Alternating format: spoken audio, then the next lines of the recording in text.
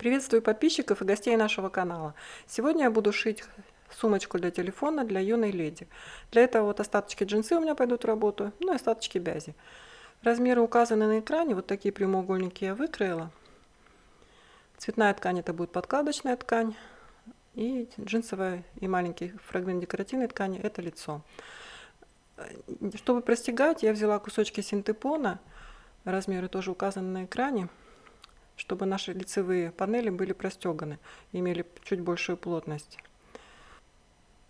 Сначала кусочек синтепона приложила с изнаночной стороны и зафиксировала двумя булавками, просто для того, чтобы его аккуратно разместить. Потом я прокалываю аккуратно все с лицевой же стороны. А булавки, те, что остались на изнаночной стороне, конечно, нужно убрать, чтобы, не дай бог, машинкой иглой не ударить по ним. Так, одна деталь готова у нас. Аналогичным способом зафиксируем синтепон и на второй детали. Сначала с изнанки, потом на лицо. Так, вот они у нас все заколоты хорошо.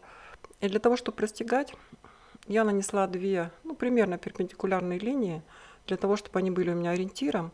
И дальше на ширину лапки, примерно как-то так, и на ширину лапки я простегала их параллельными линиями.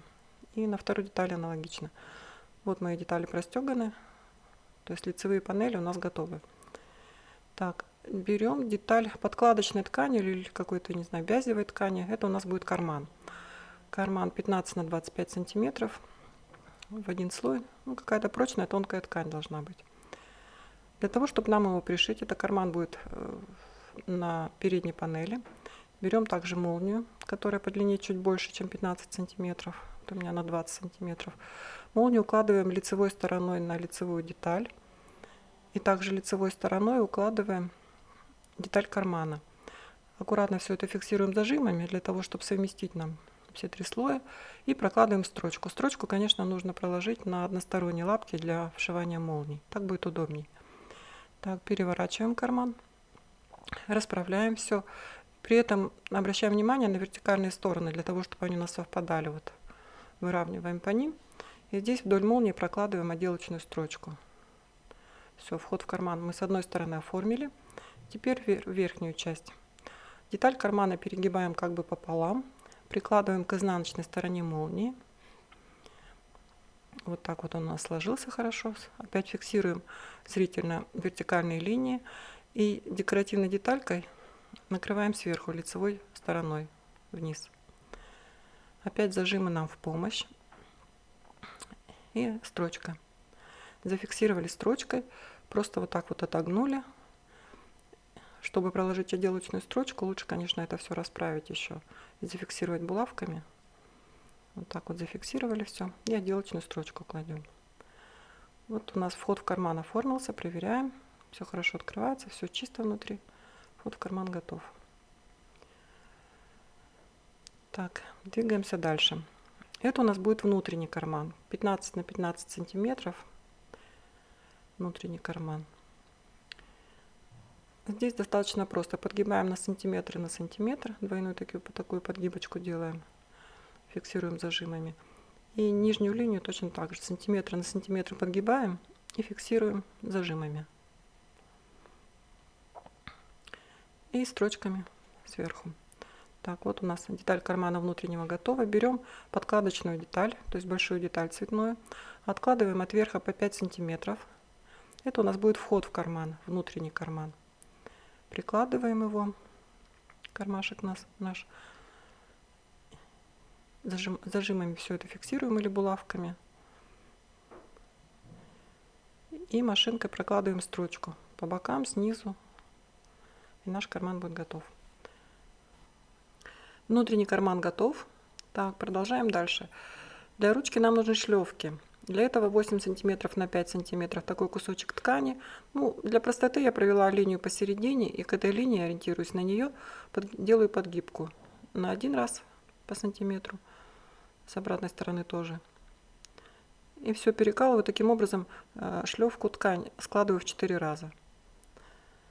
Можно заутюжить, но можно именовать эту процедуру и сразу зафиксировать машинкой двумя строчками.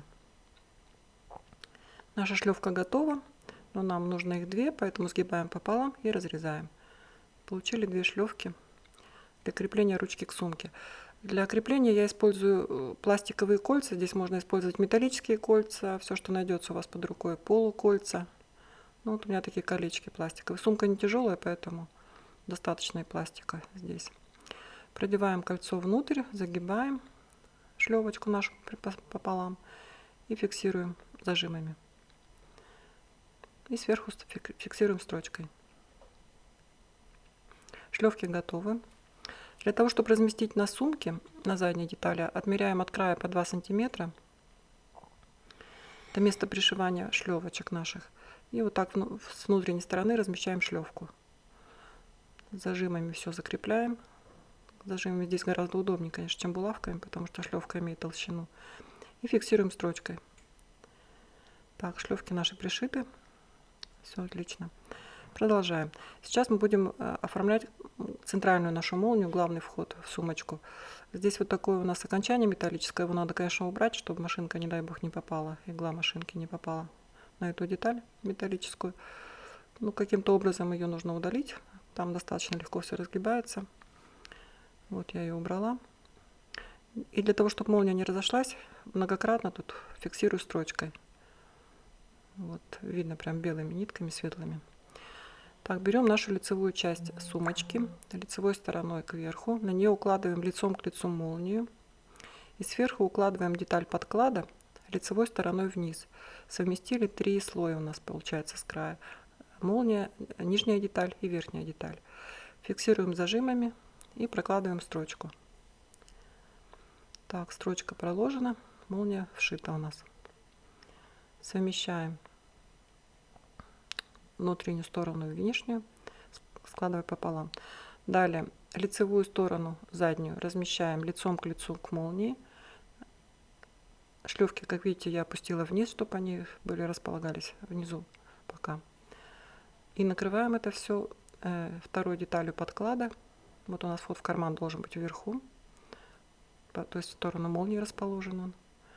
Накрываем, визуально опять контролируем вертикальные боковые линии, для того, чтобы все это было ровно.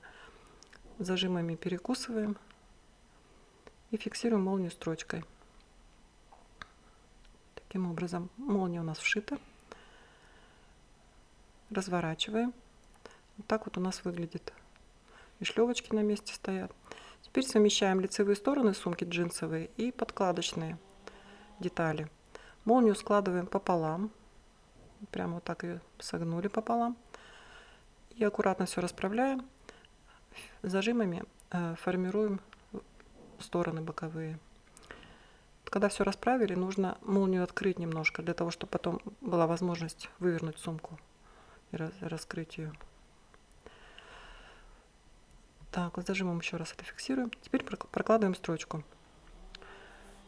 От угла немножечко отступив, начинаем. В центре здесь шить не будем. От угла отступаем, идем по периметру, проходим по всему периметру и доходим. Осталось открытое отверстие у нас. Прошили все, хорошо. И теперь убираем для излишней толщины, убираем все уголочки, убираем хвосты молнии. И можно тогда выворачивать. Так, развернули нашу сумку. Теперь закроем, запечатаем наше донышко, аккуратно подвернув нижний шов, зафиксировав зажимами и прошить. Так, дно сумки у нас готово. Расправляем все это аккуратно, то есть внутрь подклад, все это, все уголочки расправляем. Так, все готово у нас. Молния хорошо застегивается легко, карман тоже работает, молния тоже застегивается. В качестве ручки для сумки я использовала ручку от старой сумки. И вот здесь она на карабинах, очень удобно ее застегнуть на наши шлевки. Вот примерно так это будет выглядеть. То есть телефон хорошо туда входит, застегивается. Есть внутренний карман и есть внешний карман, куда можно сложить карточки, монеты. Так, наша сумка готова. Но так как я делала подарок то я решила еще расклеить стразы. Вот так я стразы хаотично раскладываю пинцетиком по детали из декоративной ткани. На камеру, может быть, их и не очень видно. Стразы клеевые, то есть у них такая клеевая подложка на каждой стразинке. Как-то так разложила их. И дальше зафиксировала утюгом. Утюгом не надо двигать, а надо просто подержать. Вот сразу хорошо зафиксировались. Ну, немножко такой блеск нарядный появился. Я думаю, что моей юной леди это понравится. Уверена, что изготовление сумки не будет для вас сложным. Надеюсь, что сумочка вам понравилась.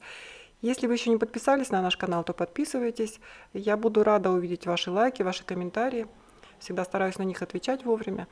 И приглашаю вас на следующие новые проекты. Спасибо.